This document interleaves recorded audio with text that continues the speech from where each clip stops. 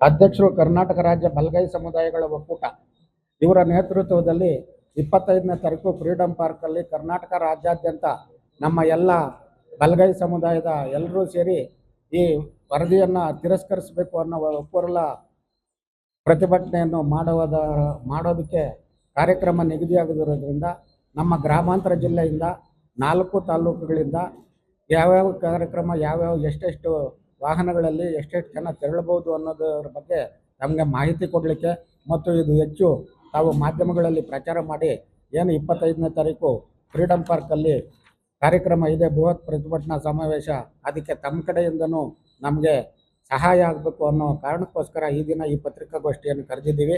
ಇದ್ರ ಬಗ್ಗೆ ಕೂಲಂಕುಷವಾಗಿ ನಮ್ಮ ಎಲ್ಲ ತಾಲೂಕುಗಳಿಂದ ಬಂದಿರತಕ್ಕಂಥ ನೆಲಮಂಗಲ ತಾಲೂಕಿನವರು ಅಲ್ಲಿ ಸಭೆ ಮಾಡ್ತಾ ಇದ್ದಾರೆ, ಅದರಿಂದ ಅವ್ರು ಬಂದಿಲ್ಲ. ಅವ್ರ ಪರವಾಗಿ ನಾವು ಇಲ್ಲೇ ಹೇಳ್ತಿದ್ದೀವಿ. ಆಗ ನೆಲಮಂಗಲ ತಾಲೂಕಿನಿಂದ ಮೀಸಲಾತಿ ಅಂತಕ್ಕಂಥದ್ದು ಒಂದು ಅಸ್ತಿತ್ವ. ಅದು ಆ ಅಸ್ತಿತ್ವವನ್ನು ಕಾಪಾಡಿಕೊಳ್ಳೋದಕ್ಕೋಸ್ಕರವೇ ಬರೋ 25ನೇ ತಾರೀಕು ನಡೀತಾ ಇರ್ತಕ್ಕಂಥ ಹೋರಾಟ. ಈ ಹೋರಾಟ ಯಾರ ವಿರುದ್ಧ ಅನ್ನೋದು ಬಹಳ ಮುಖ್ಯ ಆಗ್ತಾ ಇದೆ. ಇಲ್ಲಿ ಯಾರ ವಿರುದ್ಧವಲ್ಲ, ಇದು ನಮ್ಮ ಬದುಕಿನ ಮುಂದಿನ ಭವಿಷ್ಯಗಳ ಬಗ್ಗೆ ಹೋರಾಡ್ತಕ್ಕಂಥದ್ದು ಅಷ್ಟೇನೆ. ಇಲ್ಲಿ ಮುಂದಿನ ಜನರೇಷನ್ ಏನಿದೆ ಆ ಜನರೇಷನ್ಗೆ ಇವತ್ತು ಬಹಳ ಮುಖ್ಯವಾಗಿ ಏನೇನು ತಲುಪಬೇಕು ಅಂತಕ್ಕಂಥದ್ದು ಆ ಮಟ್ಟದಲ್ಲಿ ಅದು ಯೋಗ್ಯವಾಗಿರ್ಬೇಕು ಅನ್ನುವಂಥದ್ದೇ ಮುಖ್ಯವಾಗ್ತಕ್ಕಂಥದ್ದು.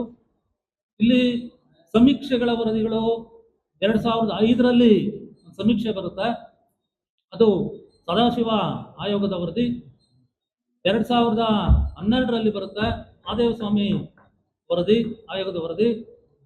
ಯಾವ್ಯಾವ ಜಾತಿಯನ್ನ ಹೇಗೆ ಸಮೀಕ್ಷೆ ಮಾಡಲಾಗಿದೆ ಅನ್ನುವಂಥದ್ದು ಗೊಂದಲ ಬಂತು.